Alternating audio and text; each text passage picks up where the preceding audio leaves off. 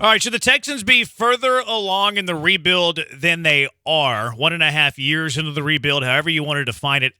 I personally don't think that they should be further along. I think that they're in a pretty good spot in this rebuild. Like, I understand why people look at the win record and they try to jump to conclusions, right? It's like, okay, well, they won 4 games last year, so they should be at 6 games this year. This is what we warned everybody about during the offseason was, look, they might win 2 games next year and be in a better spot than they were the year before. Casario's job is to build the team and have talent on this team. Has he done some weird things, as Gary called in and told us yesterday? Yeah, he's done some weird things. But the talent on this year's roster is better than the talent on last year's roster, and I feel 100% confident saying that the talent on next year's roster is going to be better than the talent on this year's roster. Has Casario had missteps along the way? Yes, every general manager has missteps along the way.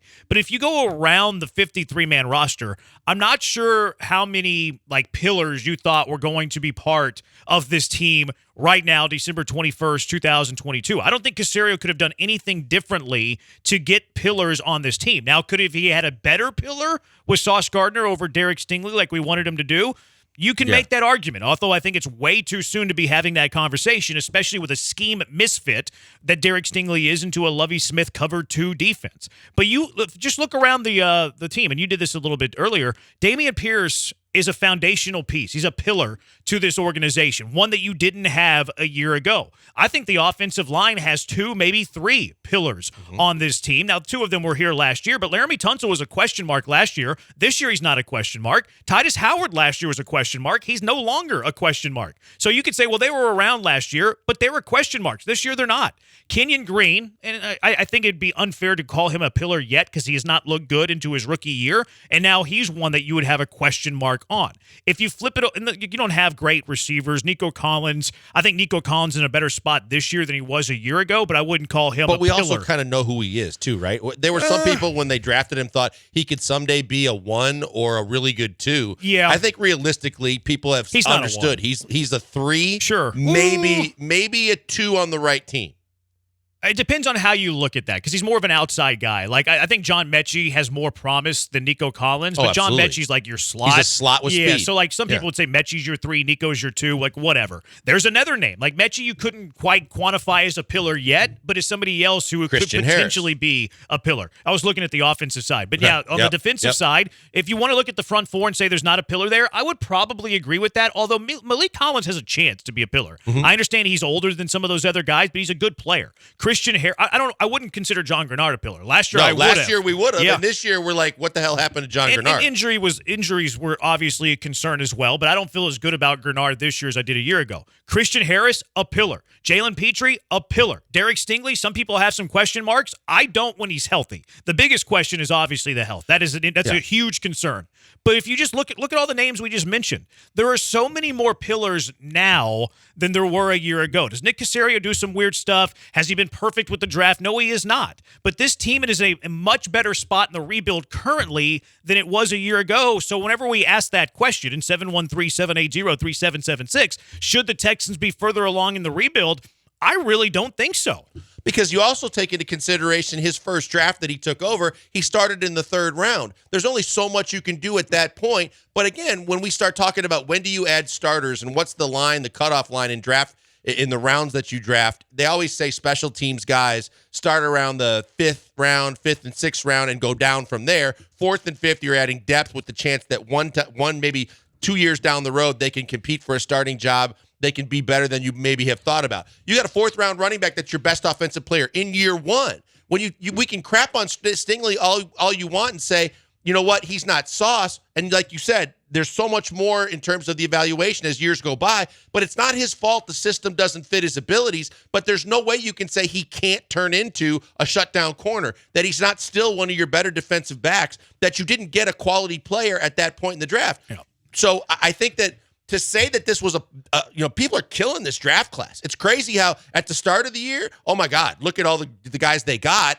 And the fact that Mechie hasn't even played yet or Christian Harris, this was an unbelievable draft. And all of a sudden by week 6 or 7, this draft class sucks. And he doesn't know what he's doing. And it's more on Casario.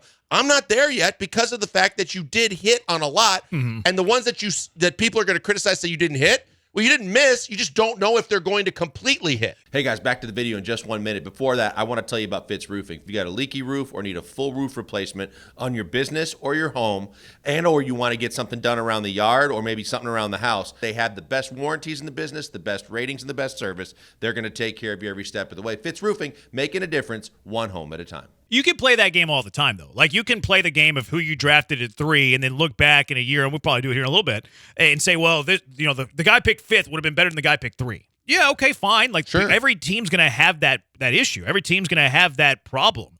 But at the end of the day, you're trying to add pillars to a rebuilding team. And I think if you look across this team, and look, I don't think that they've been well coached. I understand that they've lost a lot of football games. They have way more pillars now than they did a year ago. And I think if we had this conversation a year ago and said, look, record aside, the Houston Texans are going to have 8 pillars to the rebuild, I think we would have taken that a year ago. So I understand you're frustrated with the record, but don't let the record blind you to Nick Caserio has added some signature pillars to a rebuilding team that should be the foundation. Look, there's a lot of work to be done, obviously, but he has put together a nice young foundation that has a chance to be what leads this Texans organization back to prominence, however you want to define prominence. I think you should be relatively satisfied with where the roster is. And I know we've talked about this a lot lately. But I think it's fair to say the coaching thing is a little bit of a frustration with where you are in the rebuild. Because I think you would like to have this year of judgment of, like, is this guy the guy?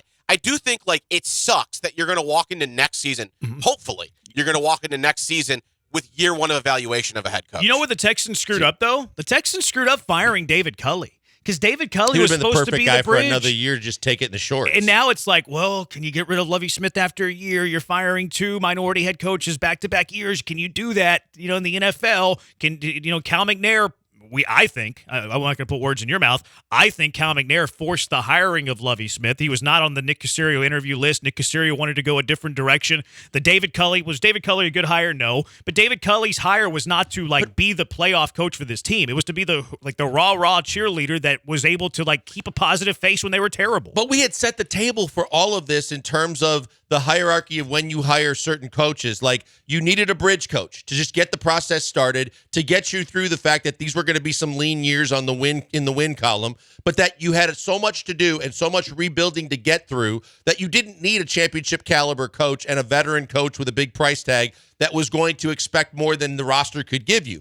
But you're right. If it would have just been one guy, and to Brendan's point too, and you could say, hey, you know what? We actually found someone that was more of a diamond in the rough than we had initially thought when we hired him. And not only did he get us through the rebuild, but he showed us enough signs and possibilities that we're considering now having him as we move forward, because we said that there was a cutoff point. The bridge was 2 to 3 years. And then you were going to go to when your roster was better, but then at that point you assumed you would have your guy at quarterback. You would get a coach for the long haul that would be able to, along with the offensive coordinator, surround and help and protect this quarterback and bring him along so that he accelerates the entire process of becoming an NFL quarterback instead of being hindered by what we've seen across the league, multiple coaches, coordinators, and the wrong guy at the wrong time. If you kept Culley, the decision right now would be so obvious. Yes, no doubt. It would be an absolute no-doubter. 713-780-ESPN. Killer B's asking you the question, should the Texans be further along in this rebuild? I think they're in a pretty ideal spot when you can not look past the win-loss record. The other thing, to Brendan's point, but also on the flip side of it, the negatives are the coaching search. And I always go to this, and Jeremy, you're not on board with it. I don't think, and again, I don't want to put words in your mouth, but I've always been a big proponent to the way he handled the Watson trade, because of the fact that it could have been so limiting for a franchise and a general manager, and you could have just basically wiped your hands and said, I got no control. It's a no trade. He gets to pick where he goes, and then once he does, I'll try and work out the best deal, and they'll have the upper hand because they know he picked us. So therefore, no matter what, we're just going to try and salvage what we can get. Instead, because he was ahead of the game and he was negotiating with all the potential teams that might be the one that Deshaun picked, he negotiated deals prior. Well, it took Deshaun Watson clearing the team before Caserio was negotiating. But I'm saying, but once he knew that there was these 5 teams, 4 teams, 3 teams, he could have, again, sat on his hands and said, well, once you figure out which one it is, then let me know and I'll call their general manager. Yeah. But to have these deals kind of worked out in advance, I think he got. Well, I mean, it was 3 first-rounders. Like, it wasn't difficult. Like, we don't know. I mean, I would push back. Well reported. I think that, again, the market was fluctuating. And I think that just the fact that he had at least limited, but he did have some control of the process, I give him credit for it, because I don't think a lot of general managers would have done what he did. They would have just said, well, let me know when it's time to talk to whoever I got to talk to.